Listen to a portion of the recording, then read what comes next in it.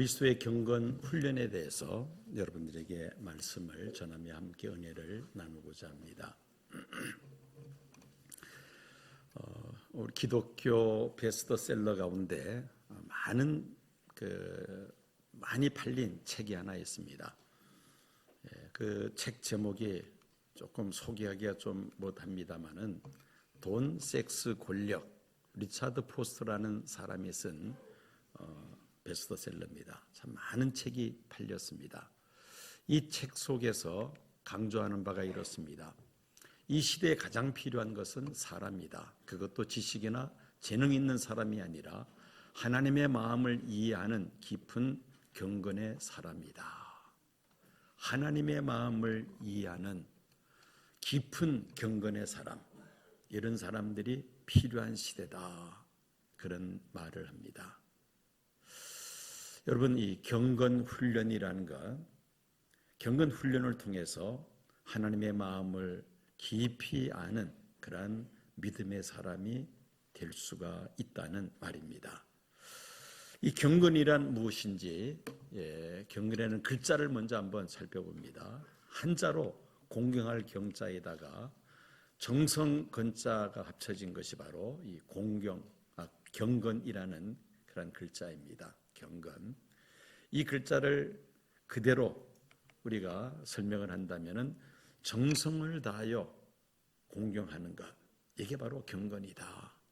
근데 우리 기독교인들은 누구에게 공경합니까? 하나님께 공경하죠. 정성을 다해서 하나님을 공경하는 것, 이게 바로 경건이라는 말입니다.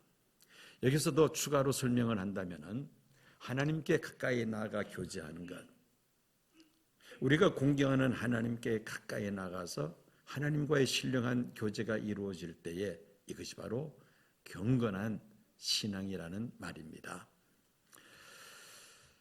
내가 가까이 하고 있는 사람이 누구냐? 여기에 따라서 우리의 삶이 많이 갈리게 됩니다.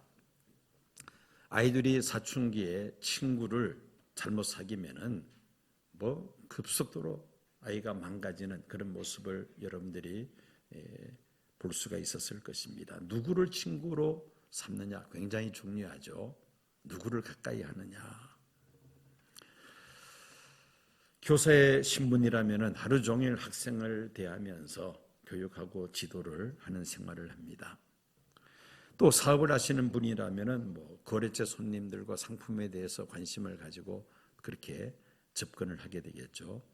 교육자들은 늘 성도님들을 대상으로 서로 대화를 하고 또 같이 함께 교회 일을 의논을 합니다. 누구를 가까이 하느냐, 거기에 따라 우리가 하는 일들이 방향이 잡혀진다는 겁니다. 내가 가까이 하고 있는 사람들과 내가 하고 있는 일들에 따라서 내 삶의 내용이 결정된다는 것입니다. 세월이 갈수록 점점 더 바빠집니다. 그러다 보니까 하나님을 가까이 하는 일을 우리가 잊어버립니다. 세상에 많은 사람들을 대하고 여러 가지 일들을 하면서도 늘 우리가 염두에 두어야 될 것은 하나님을 가까이 하는 일에 결코 우리가 소홀히 해서는 안 되겠다는 생각을 가지게 됩니다. 경건 훈련의 이유를 6절, 7절에서 발견할 수가 있습니다. 경건 생활은 훈련을 통해서 이루어진다는 것이죠.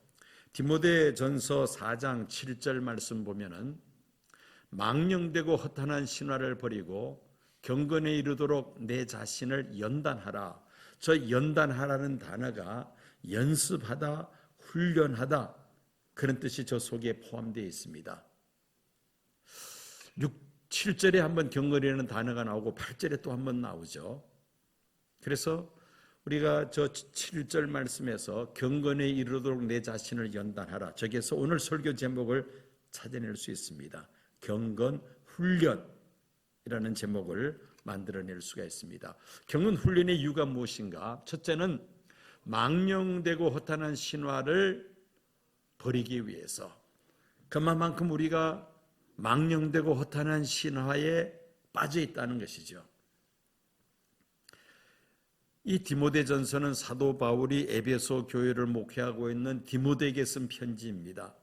당시 에베소는 어떤 지역인가?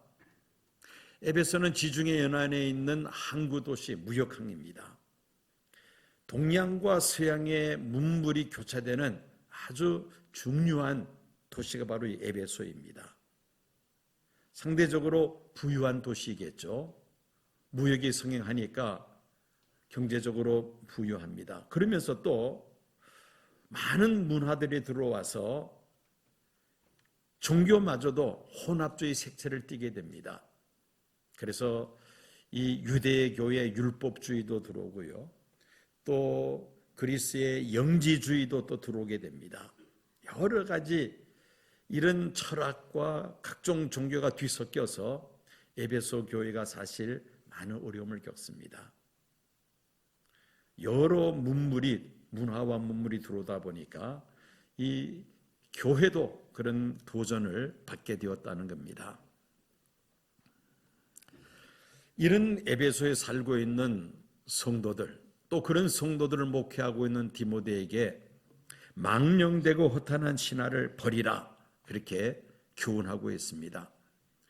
자, 여러분, 이 망령되고 허탄한 신화라는 것이 그저 단순히 옛날 이야기 수준으로 생각해서는 안 되겠습니다. 오늘 우리들에게도 마찬가지입니다. 여러 가지 망령되고 허탄한 신화 속에 우리가 사로잡혀 살아간다는 것입니다. 그 신화는 무엇이냐? 돈만 많이 벌면 나는 행복해질 수가 있다. 이게 신화이죠. 돈을 많이 번다 해서 반드시 행복해지는 것이 아니라는 말입니다. 내가 사회에서 승승장구하고 출세하면 나는 행복한 삶을 살아갈 수가 있다. 그런 신화를 쫓아서 많은 사람들이 달려가고 있습니다. 그런데 그게 진리는 아닌 것이죠. 좋은 주택을 마련하면 우리 가정이 행복해질 수 있다. 이것도 어떻게 보면 하나의 신화라고 볼 수가 있습니다. 좋은 환경에 있다 해서 반드시 행복한 삶을 살아가느냐? 그것만은 또 아니죠. 그런데 사람들은 그 신화를 쫓아서 수단과 방법을 가리지 않고 밤낮으로 노력을 합니다. 이런 망령된 신화를 내려놓아야지만이 경건 훈련을 할 수 있다는 겁니다. 두 번째는 그리스도 예수의 좋은 일꾼을 세우기 위해서 경건 훈련이 필요하다고 말씀합니다. 4장 6절 봅니다. 내가 이것으로 형제를 깨우치면 그리스도 예수의 좋은 일꾼이 되어 믿음의 말씀과 내가 따르는 좋은 교훈으로 양육을 받으리라. 6절에 있는 말씀이죠. 사도 바울을 통한 그 말씀으로 디모데가 에베소 교회 교인들을 잘 양육하면은 좋은 일꾼들을 세울 수 있다는 것입니다. 즉 경건 훈련을 통해서 좋은 일꾼들을 세울 수 있다는 것입니다. 그래서 경건 훈련이 필요하다는 말씀입니다. 이런 훈련에 있어서는 디모데가 먼저 그 훈련을 받아야 된다는 겁니다. 그 교회 최고 지도자 아닙니까, 디모데가? 우리가 통상 교회 지도자를 할 때는 물론 교역자도 포함됩니다만은 우리 항존지 직분자도 교회의 일꾼으로 우리가 생각을 해야 합니다. 장로, 안수집사, 권사 이런 사람들이 모두 다 교회의 지도자들이죠. 교회 지도자 된 사람들은 경건 훈련을 잘 받아야 합니다. 계속해서 훈련을 해야 한다는 것이죠. 이런 훈련을 통해서 지도자들이 좋은 일꾼이 될 수가 있고 그런 지도자를 통해서 교회에 또한 좋은 일꾼들이 배출될 수가 있습니다. 소위 말하는 윗물이 맑아야 아랫물이 맑다고 지도자들이 이런 경건 훈련을 통해서 경건 생활을 할 때에 성도들이 그 모습을 배우고 따라갈 수가 있다는 것입니다. 그래서 사도 바울은 디모데에게 경건 훈련을 교훈하고 있는 것입니다. 자, 이렇게 경건 훈련을 우리가 잘 받아야 되는데 그 경건 훈련에 임하는 자세에 대해서 우리는 7절에서 또 몇 가지 교훈을 얻을 수가 있습니다. 망령되고 허탄한 신화를 버리고 경건에 이르도록 내 자신을 연단하라. 자, 첫 번째는 버려야 될 것은 버려야 된다는 겁니다. 망령되고 허탄한 신화를 버려야 한다. 내려놓아야 한다는 것입니다. 왜 우리가 경건한 생활을 하지 못하는가? 우리가 붙들고 있는 것이 너무 많기 때문입니다. 버려야 될 것을 버리지 못하는 것들이 많이 있다는 것이죠. 도시에서 살면서 종종 이사들을 합니다. 여러분, 이사할 때에 제일 고민거리가 뭡니까? 우리 권사님들, 찬양장 권사님, 이사를 종종 하시잖아요. 제일 고민거리가 뭡니까? 그렇죠. 제 마음을 알고 딱 읽었습니다. 권사님. 이사할 때 제일 고민거리가 뭐냐면은 버려야 될 것은 과감하게 버려야 되는데 이게 쉽지 않죠. 이거 돈 주고 살려면 얼마를 줘야 되는데 그러면서 아깝습니다. 근데 정녕 한 번도 쓰지 않는 것들이 들어있지 않습니까? 그럴 때는 과감하게 다른 사람에게 주든지 버려야 되는데 이게 쉽지 않습니다. 그래서 이사 갈 때 가지고 가면 이제 짐 놓을 데가 없죠. 아무리 정리를 해도 집이 깨끗하지를 않습니다. 왜? 버려야 될 것을 버리지 못하기 때문에 그런 것이죠. 우리 경건 훈련도 마찬가지입니다. 버려야 될 것, 내려놓아야 될 것은 과감하게 내려놓아야 되는데 이게 안 되면은 경건 훈련이 제대로 되지를 않는다는 것입니다. 신앙생활을 오래 했다고 하면서도 왜 우리가 변하지 않습니까? 그렇게 많은 설교를 들으면서도 내 신앙이 더 이상 발전하지 못하는 이유가 무엇입니까? 내가 지금 끌어안고 있는 게 너무 많기 때문입니다. 내려놓아야 될 것들을 내려놓지 못하기 때문이라는 것이죠. 그래서 망령되고 허탄한 신화는 내려놓아야 되겠다. 사람들마다 다 다릅니다. 내려놓아야 될 것이 어떤 것들인지. 그런데 우리가 기도하면서 판단해서 이거는 경건 생활에 도움이 안 된다 싶은 것은 과감하게 내려놓아야 되겠다는 것입니다.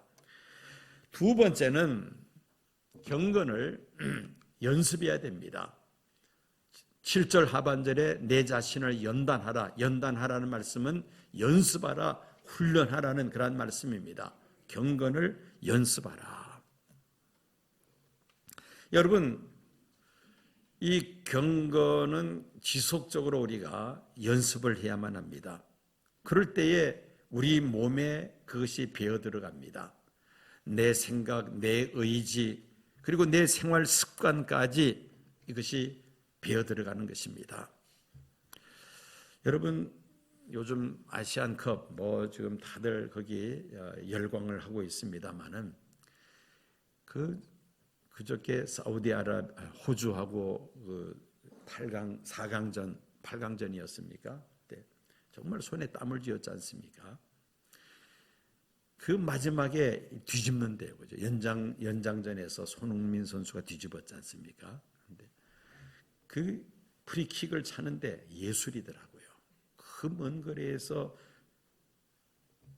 슛을 했는데 골대 아니게 들어가는데, 정말 저렇게 할 수가 있을까?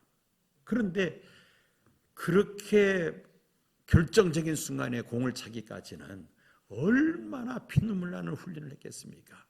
어릴 때부터 훈련을 거듭해서 그런 기술이 나온 거 아닙니까? 그게 하루아침에 되는 것이 아니죠. 온 국민들의 마음을 시원하게 하는 그런 실력은 그동안에 부단한 훈련, 연습이 있었기 때문이라는 것입니다. 비단 스포츠뿐만이 아닙니다. 모든 분야가 마찬가지입니다. 세계적인 골프 선수였던 벤 호건이라는 사람이 한 유명한 말이 있습니다. 내가 하루를 연습하지 않으면 내가 알고, 이틀을 연습하지 않으면 갤러리들이, 왜 골프 경기할 때 따라다니면서 구경하는 사람들, 갤러리들이 알고, 사흘을 연습하지 않으면 온 세상이 다 안다. 그런 그 유명한 말을 이 사람이 했습니다. 운동선수들 얼마나 이렇게 피눈물 나는 훈련을 하느냐는 겁니다. 그러니까 세계적인 스타가 될 수가 있는 것입니다. 분명한 것은 저절로 경건한 사람이 될 수는 없다는 겁니다. 부단한 연습, 훈련을 통해서 우리가 경건에 이를 수 있다는 것이죠. 서두에 소개했던 리차드 포스터라는 사람, 이 사람이 또 베스트셀러 하나 쓴 게 있습니다. 영적 훈련과 성장이라는 저 책을 써서 또 베스트셀러가 되었습니다. 이 책 속에서 경건 훈련에 대해서 3가지 포인트를 그는 제시하고 있습니다.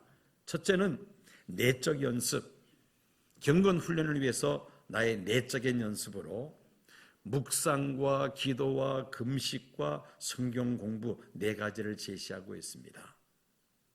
이것이 나의 내적인 경건 훈련으로 매우 유익하다는 것이죠.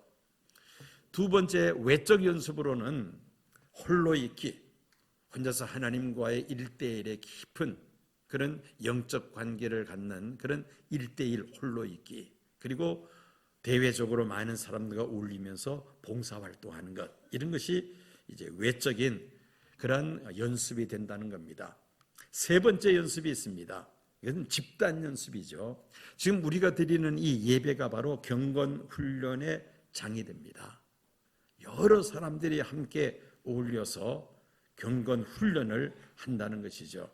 특별히 그 영적 축제, 예를 들어서 지금 우리가 신년 40일 특별 새벽 부흥회를 합니다. 40일 동안 새벽마다 날을 정해놓고 열심히 우리가 하나님 앞에 기도하며 말씀에 귀를 기울이고 기도하는, 이게 공동체 집단 훈련 아닙니까?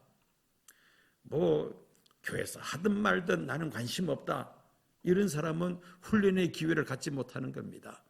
그런데 이런 훈련의 기회에 열심히 적극적으로 참여하는 사람들은 많은 유익을 얻게 됩니다. 새벽마다 말씀을 통하여 참으로 하나님의 뜻을 우리가 발견하게 되고, 또 기도하면서 그 말씀대로 살아갈 수 있는 힘과 능력을 공급받습니다. 이게 바로 공동체 훈련, 집단 훈련이라는 겁니다. 유태인들은 1년에 3번 절기가 있습니다. 이 절기가 되면은 우리나라처럼 뭐 고향으로 하는 것이 아니고 예루살렘으로 다 모입니다. 거기서 일주일 동안 집단 훈련을 합니다. 일주일 동안 축제를 하면서 그들은 영적 훈련, 경건 연습을 한다는 겁니다. 이 집단 연습이 또 굉장히 힘이 있습니다. 우리가 교회에 드리는 이 공적 예배, 모든 공적인 예배, 이게 바로 집단 훈련이라고 봐야 되겠죠.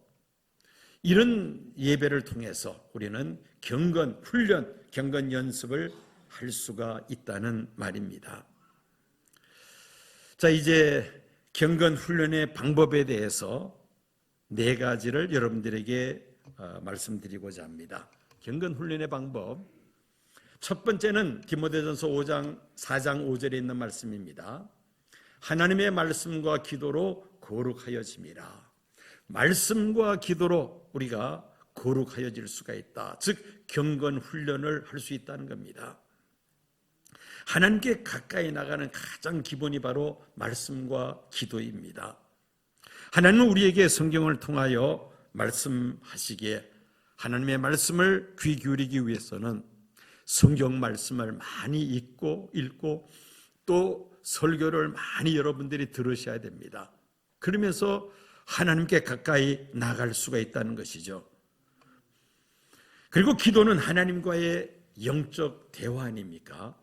이 기도를 통하여 하나님께 가까이 나아가며 우리의 소원을 아릴 뿐만 아니라 하나님의 뜻이 무엇인지를 우리가 깨달을 수가 있는 것입니다.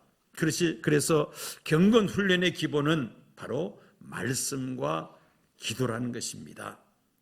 그러므로 우리는 교회에서 드리는 모든 공적인 예배에 우리가 열심히 참석을 해야만 합니다. 또한 소그룹 예배, 주일 예배를 마친 다음에 우리가 소그룹 셀 예배를 드립니다. 이 셀 예배를 참석해서 말씀과 삶이 함께하는 경건한 균형 잡힌 신앙생활을 우리가 추구하고 있는 것입니다. 서로가 오늘 받은 은혜의 말씀을 서로 나누고, 그리고 그 말씀을 가지고 우리가 어떻게 한 주일 동안 살아갈 것인가 작은 목표를 설정하고, 그리고 서로를 위해서 기도하면서 우리는 말씀과 기도와 함께하는 경건한 신앙생활을 우리가 지속할 수가 있다는 말씀입니다. 두 번째는 경건생활의 훈련 방법으로서 절제된 언어 생활입니다. 야고보서 1장 26절입니다. 누구든지 스스로 경건하다 생각하며 자기 혀를 재갈 물리지 아니하고 자기 마음을 속이면 이 사람의 경건은 헛것이라. 혀에 재갈 물린다는 것이 무엇입니까? 언어 생활에 있어서 우리가 절제한다는 말입니다.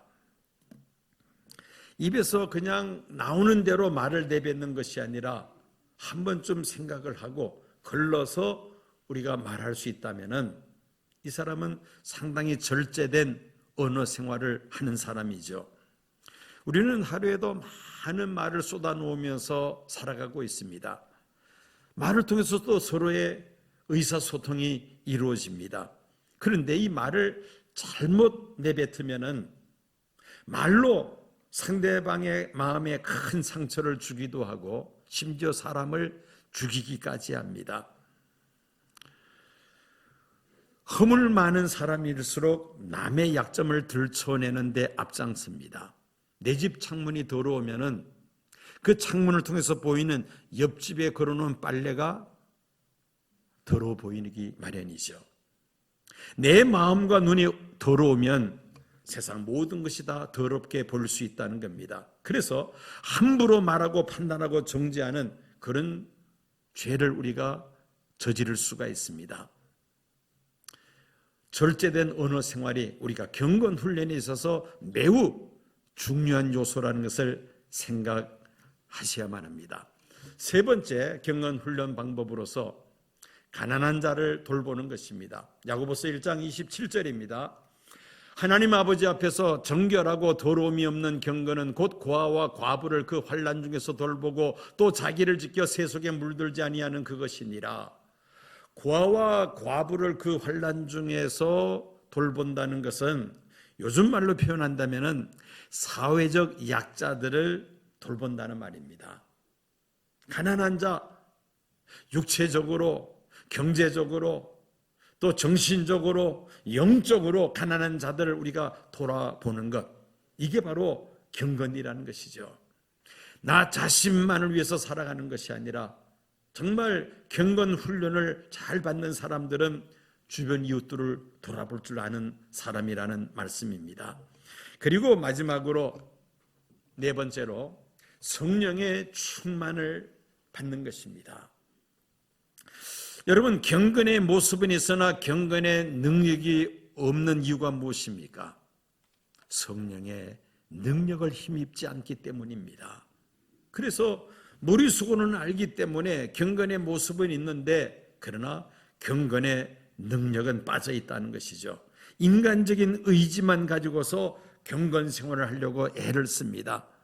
그런데 성령의 충만을 받으면은 이 경건 생활의 능력이 자연스럽게 나타날 수밖에 없는 것입니다. 그래서 경건 훈련을 받기 위해서 네 번째 필요한 것은 성령 충만을 받는 것이다. 예수님께서는 이 경건 생활에 어떤 모범을 보이셨는가? 예수님 12살 때에 부모와 함께 예루살렘 성전을 처음으로 방문하게 됩니다. 유대인들은 12살이 되면은 성인식을 예루살렘 성전에서 합니다. 일주일 동안 유월절 절기가 끝나고 이제 요셉과 마리아가 집으로 내려갑니다. 닷새 내지 엿새 걸리는 먼 길입니다. 첫날 길을 가고 주막에서 쉬려고 하는데 예수가 보이지를 않습니다. 그래서 그 시간부터 시작해서 거슬러 올라가면서 예수를 찾습니다. 사흘째 되는 날 예루살렘 성전에서 예수를 찾게 되죠. 그때 예수님은 뭘 하고 있었습니까? 그 당시 성경 박사인 랍비들과 함께 성경 토론을 하고 있었습니다. 12살 소년이 성경 박사인 랍비와 성경 말씀을 가지고 토론을 했다. 그만큼 성경을 많이 알고 있었다는 것이죠. 어릴 때부터 예수님은 성경 말씀을, 구약 성경을 많이 배웠다는 말씀입니다. 그리고 알고 있었다는 것이죠.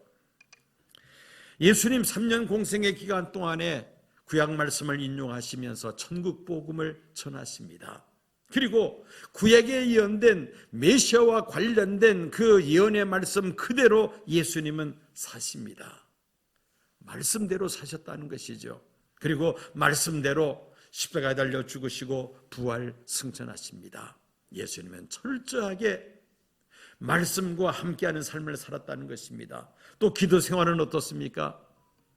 큰 일이 있을 때마다 예수님은 기도하십니다. 때로는 산에 올라가서 습관적으로 산에 올라서 기도하시고, 때로는 한가운 곳에 가서 예수님은 기도하십니다. 마지막 십자가 달리실 때는 겟세마네 동산에 올라가서 밤이 맞도록 피땀 흘리시며 기도하시죠. 그리고는 내려오시다가 체포되어서 십자가 달려 죽으십니다. 중요한 일이 있을 때에 예수님은 밤이 맞도록 기도하셨다는 것입니다. 하나님이신 예수님도 이렇게 말씀과 기도를 통하여 경건 훈련을 하신 분인데, 하물며 우리들이야 더 이상 말할 필요가 없습니다. 말씀과 기도의 훈련 없이는 성도로서 제대로 우리가 신앙생활을 할 수가 없다는 말씀입니다. 감리교 창시자인 요한 웨슬레, 이 요한 웨슬레는 경건을 위한 7가지 질문이라는 그 질문을 제시를 했습니다. 감리교 창시자 요한 웨슬레, 자신이 정말 얼마나 경건한 믿음 생활에 힘쓰고 있는가 7가지 질문을 통해서 스스로 점검해 보라는 것입니다. 첫 번째 질문, 나는 항상 기도하고 있는가? 두 번째 질문, 나는 순간마다 하나님 앞에서 즐거워하고 있는가? 세 번째, 나는 범사에 감사하고 있는가? 네 번째, 나는 욕심을 내는 것이 없는가? 탐욕을 말합니다. 다섯 번째, 나는 두려워하는 일이 없는가? 여섯 번째, 나는 연속적으로 하나님의 사랑을 느끼면서 살아가고 있는가? 마지막 7번째, 나는 언행, 말과 행동에서 하나님을 기쁘시게 한다고 말할 수가 있는가? 이 7가지를 놓고 자신을 한번 점검해 보라는 것입니다. 이 7가지 가운데 내가 지금 하고 있는 것이 많을수록 그 사람은 경건 점수가 높은 사람이고, 이 7가지 질문과 나하고는 전혀 관계가 없는 삶을 살고 있다면 경건 점수가 낙제점이라는 말입니다. 우리 자신을 한번 점검할 수 있는 좋은 질문이라고 저는 생각을 합니다. 이렇게 경건 훈련에 힘쓰게 되면 어떤 유익이 우리에게 주어질 것인가? 마지막 8절에 이렇게 바울은 말씀합니다. 경건 훈련의 유익에 대해서 육체의 연단, 연습은 약간의 유익이 있으나 경건은 범사에 유익하니 금생과 내생의 약속이 있느니라 해서 첫 번째, 이생과 내생에 있어서 유익이 있을 것이라고 말씀하고 있습니다. 여러분, 운동선수들은 그 체력 훈련을 통해서 기량을 개발하며 경기에서 좋은 성적을 거두게 됩니다. 그런데 그 육체 훈련은 세상에 살 동안에 필요한 것이지 사실 내세에서는 별 쓸모가 없을 것입니다. 예를 들어서 피난 훈련을 통해서 100m 올림픽 육상 경기에서 세계 신기록을 세워서 금메달을 땄다 하더라도 천국에 가서 그것 가지고 하나님 앞에 내놓고 자랑하고 상급을 기대할 수는 없다는 말입니다. 그러나 경건의 훈련은 이 세상 사는 날 동안에 우리 개인에게 유익할 뿐만 아니라 내생에 있어서도 하나님 나라 들어가서도 이 경건 생활은 우리에게 큰 유익이 있다는 것입니다. 하나님과의 관계에 있어서 또 하나님께로부터 받을 상급과 관련해서 이것은 큰 유익이 되는 것이죠. 그래서 경건 훈련은 이 세상에 사는 날 동안에 우리 신앙생활에 유익할 뿐만 아니라 내 생에 천국에 가서도 크게 유익할 줄로 믿습니다. 두 번째, 경건 생활의 훈련의 유익이 무엇인가? 디모데전서 4장 16절입니다. 내가 내 자신과 가르침을 살펴 이 일을 계속하라. 이것을 행함으로 내 자신과 내게 듣는 자를 구원하리라. 두 번째 유익이 무엇입니까? 자신과 주변 사람을 구원할 수 있다는 겁니다. 우리가 경건 훈련을 열심히 잘 하면은 나 자신의 구원이 완성될 뿐 아니라 나를 통하여 내 주변에 있는 많은 사람들을 구원하게 된다는 것입니다. 그러니 얼마나 우리가 이 경건의 훈련에서 더욱더 힘써야 되겠다는 것을 다시 한번 우리가 생각하게 됩니다. 2024년 새해를 맞이해서 지금 40일 특별 새벽 부흥회를 4주 진행했고 이제 5주 차에 들어섰습니다. 아까 말씀드렸다시피 이것은 우리가 집단 영적 훈련이죠. 집단 경건 훈련입니다. 먼저 지도자들이 본을 보여야 됩니다. 교역자는 물론이거니와 우리 장로, 안수집사, 권사들이 본을 보여야 되겠다는 것입니다. 지도자들이 본을 보여야 그 모습을 성도들이 보고 또 따라할 것이 아닙니까? 그래서 우리가 이 집단 연습, 집단 훈련에 열심을 내어서 우리의 신앙이 더욱더 단련이 될 때에 참으로 하느님 앞에 서게 되는 날에 주어질 큰 상급과 우리가 연결된다는 사실을 기억해야만 합니다. 금생에 있어서만 이 경건 훈련이 유익할 뿐만 아니라 내 생에 있어서도 큰 상급과 이어진다라는 그런 기대를 가지고 우리가 더욱더 힘써야 할 줄로 믿습니다. 요즘 교회에서 40일 정해서 특별 새벽 기도회 하는 교회들이 많지 않습니다. 그렇지만 우리 교회는 좀 매년 이 일을 지금 지속하고 있습니다. 또 성도들이 열심히 참석하니까 또 하는 것이죠. 성도들이 안 나오면은 이건 뭐 할 수가 없는 일입니다. 이 경건 훈련에 우리 성도님들 열심히 참석하시니까 저도 힘이 나서 더 열심히 준비하고 새벽마다 말씀을 제가 강론하고 있습니다. 이제 절반 넘어섰습니다. 이제 한 12일 정도 남았습니다. 설 이렇게 지내다 보면 또 막 이 자세가 흐트러지기가 쉽죠. 이 경건 훈련을 내가 받는다는 생각을 하고 끝마치는 날까지 지속적으로 우리가 훈련받을 뿐 아니라 이게 전부가 아닙니다.